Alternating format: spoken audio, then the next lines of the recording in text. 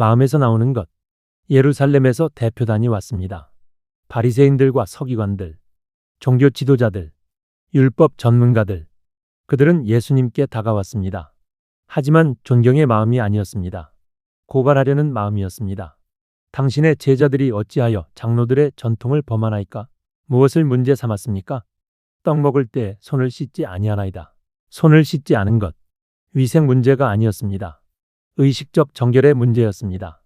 장로들의 전통은 식사 전에 특별한 방식으로 손을 씻으라고 요구했습니다. 팔꿈치까지 특정한 순서로 특정한 양의 물로. 제자들은 그렇게 하지 않았습니다. 그냥 먹었습니다. 바리새인들에게 이것은 심각한 죄였습니다. 전통을 무시하는 것, 장로들을 멸시하는 것. 하지만 예수님은 방어하지 않으셨습니다. 오히려 공격하셨습니다.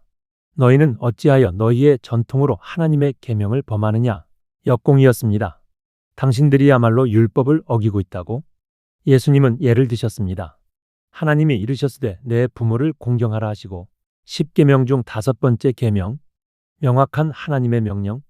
너희는 이르되 누구든지 아버지에게나 어머니에게 말하기를 내가 드려 유익하게 할 것이 하나님께 드림이 되었다고 하기만 하면 그 부모를 공경할 것이 없다 하여. 교묘한 법적 조작이었습니다. 고르반이라는 제도, 자신의 재산을 하나님께 드린다고 선언하면 부모를 도울 의무에서 벗어날 수 있었습니다. 실제로 드리지 않아도 됐습니다. 그냥 선언만 하면.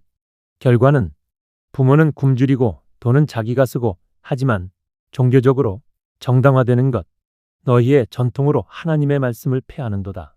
예리한 비판이었습니다. 인간의 규칙이 하나님의 계명을 무효화시키고 있었습니다. 외식하는 자들아, 위선자들, 겉과 속이 다른 자들, 이사야가 너희에 관하여 잘 예언하였도다. 700년 전 선지자의 말씀. 이 백성이 입술로는 나를 공경하되 마음은 내게서 멀도다. 사람의 계명으로 교훈을 삼아 가르치니 나를 헛되이 경배하는도다. 외적 종교, 형식, 의식. 하지만 마음은 없습니다. 예수님은 무리를 불러 모으셨습니다. 중요한 말씀을 하실 것입니다. 듣고 깨달으라. 입으로 들어가는 것이 사람을 더럽게 하는 것이 아니라 입에서 나오는 그것이 사람을 더럽게 하는 것이니라.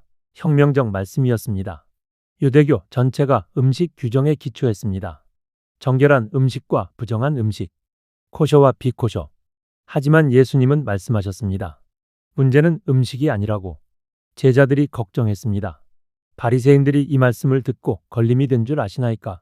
그들이 화났습니다. 분개했습니다. 예수님은 개의치 않으셨습니다. 심은 것마다 내 하늘 아버지께서 심으시지 않은 것은 뽑힐 것이니 인간이 만든 종교, 하나님이 인정하지 않으시면 사라질 것입니다. 그냥 두라. 그들은 맹인이 되어 맹인을 인도하는 자로다. 영적으로 장님. 자신도 길을 모르면서 다른 사람을 인도합니다. 만일 맹인이 맹인을 인도하면 둘이 다 구덩이에 빠지리라. 비극적 결말. 베드로가 물었습니다. 이 비유를 우리에게 설명하여 주옵소서. 예수님은 놀라셨습니다.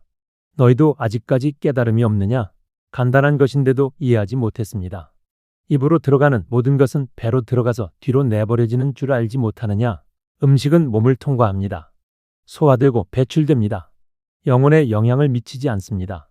입에서 나오는 것들은 마음에서 나오나니 이것이야말로 사람을 더럽게 하느니라. 말은 마음에서 나옵니다. 마음의 내용물이 드러납니다. 마음에서 나오는 것은 악한 생각과 살인과 간음과 음란과 도둑질과 거짓 증언과 비방이니 목록이었습니다. 실제 죄악들, 하나님의 율법을 어기는 것들, 이런 것들이 사람을 더럽게 하는 것이요 씻지 않은 손으로 먹는 것은 사람을 더럽게 하지 못하느니라. 문제는 외적 의식이 아니라 내적 상태입니다. 예수님은 북쪽으로 가셨습니다. 두로와 시돈 지방, 이방 지역, 유대인들이 더럽다고 여기는 곳. 한 여자가 나타났습니다. 가나안 여자, 이방인, 이교도. 그녀가 소리쳤습니다. 주 다윗의 자손이여 나를 불쌍히 여기소서. 다윗의 자손, 메시아를 부르는 칭호. 이방 여인이 유대인의 메시아를 인정하는 것. 내 딸이 흉악하게 귀신 들렸나이다. 절박함이었습니다. 어머니의 심정이었습니다. 하지만 예수님은 한 말씀도 대답하지 않으셨습니다. 침묵. 냉담해 보이는 침묵.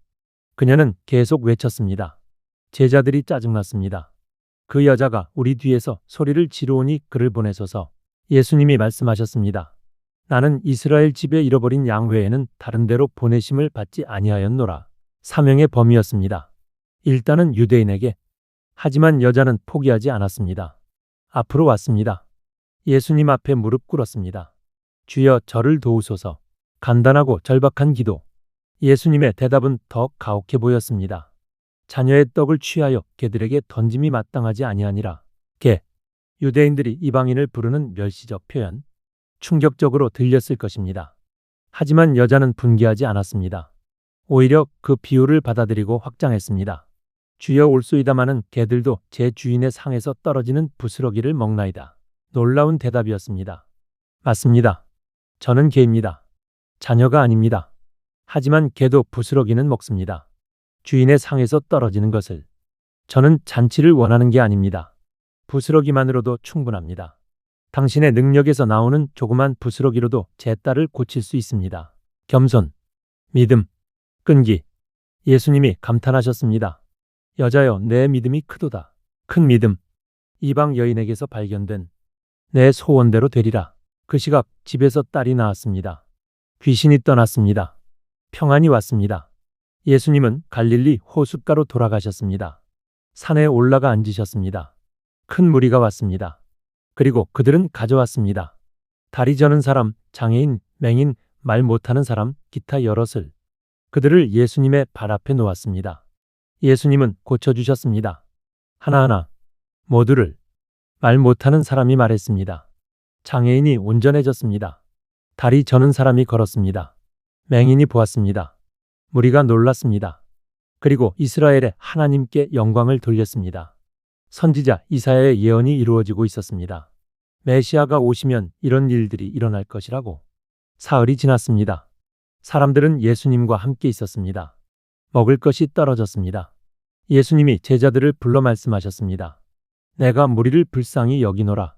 그들이 나와 함께 있은지 이미 사흘임에 먹을 것이 없도다. 길에서 기진할까 하여 굶겨 보내지 못하겠노라. 자비였습니다. 목자의 마음. 제자들이 말했습니다. 광야에 있어 우리가 어디서 이런 무리가 배부를 만큼 떡을 얻으리이까. 얼마 전에 5,000명을 먹이셨는데도 그들은 잊었습니다. 믿음은 쉽게 흐려집니다. 너희에게 떡이 몇 개나 있느냐? 7개와 작은 생선 2마리가 있나이다. 이번에는 7개. 지난번보다 많았지만 여전히 부족했습니다. 예수님은 무리를 땅에 앉게 하셨습니다. 떡과 생선을 가지셨습니다. 축사하셨습니다. 감사하셨습니다. 떼기 시작하셨습니다. 또 기적이 일어났습니다. 떡이 끝나지 않았습니다. 생선도 계속 나왔습니다. 제자들이 무리에게 나누어 주었습니다. 4,000명이 배불리 먹었습니다. 여자와 어린이는 제외하고 남은 조각을 거두었습니다. 7 광줄이 가득. 예수님은 무리를 흩어 보내셨습니다. 배에 오르셨습니다. 마가단 지역으로 가셨습니다. 손 씻는 의식, 음식 규정, 전통, 형식. 바리새인들은 이것들에 집착했습니다. 하지만 예수님은 말씀하셨습니다. 문제는 밖이 아니라 안입니다. 의식이 아니라 마음입니다. 음식이 아니라 생각입니다. 가나안 여인, 유대인들이 더럽다고 여긴 이방인. 하지만 그녀의 믿음은 깨끗했습니다. 크고 아름다웠습니다. 하나님은 마음을 보십니다. 외적 규칙이 아니라 내적 실제를, 종교적 정결함이 아니라 겸손한 믿음을. 진정으로 사람을 더럽게 하는 것은 무엇입니까? 씻지 않은 손이 아닙니다. 씻지 않은 마음입니다. 당신의 마음은 어떻습니까?